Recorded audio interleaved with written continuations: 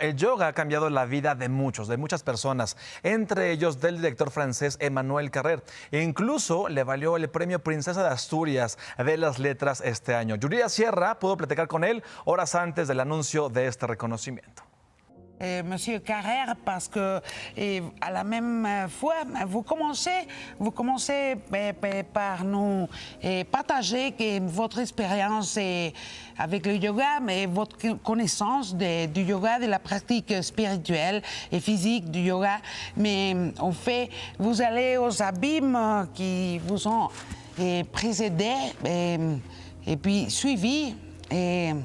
Les moments de la pratique où vous avez décidé de nous partager et commencer à écrire. Oui, alors c'est sûr que le yoga, ça fait beaucoup de bien, mais ça ne vous protège pas de tous les malheurs de la vie, ça ne vous protège pas de la maladie mentale si vous y êtes sujet. Et il se trouve que, alors que j'écrivais ce livre sur le yoga, diverses circonstances ont fait que j'ai plongé dans une espèce de dépression très profonde et ça qui a duré sous sa forme la plus aiguë 4 mois où j'ai été hospitalisé dans un hôpital psychiatrique. Parce que moi, quand je vous lisais, Monsieur Carrère, moi je me demandais, ça sera que tout le monde, on a besoin d'aller en chercher une façon de lutter avec son histoire, avec ses peurs, avec ses abîmes, avec ses terreurs, ses fantômes. De la même façon, c'est une espèce de descente aux enfers, de plonger dans quelque chose qui est qui fait partie des choses effrayantes de l'expérience humaine, et puis à avoir un corps un peu plus sculpté et une respiration un peu plus calme. Ça sert idéalement à nous rendre meilleurs, à nous rendre plus attentifs d'abord à nous-mêmes, mais ensuite à autrui, plus compatissants. Sinon, ça ne vaudrait pas le coup.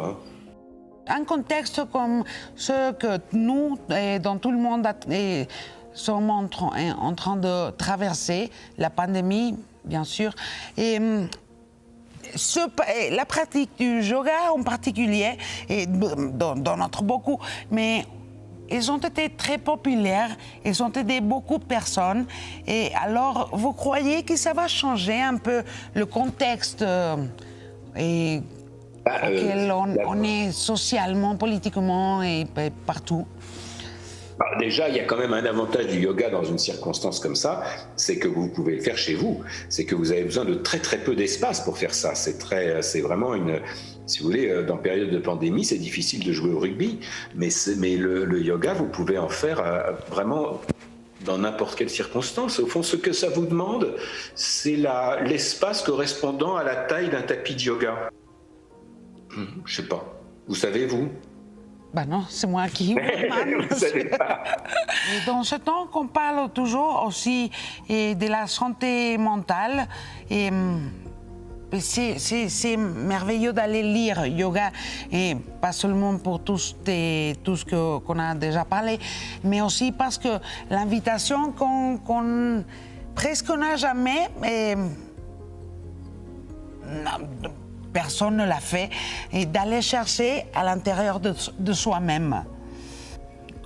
C'est quand même ce qu'on fait tous un peu, surtout quand on écrit des livres. On va un peu chercher, ou quelle que soit la discipline qu'on ait, on va un peu chercher à l'intérieur de soi-même.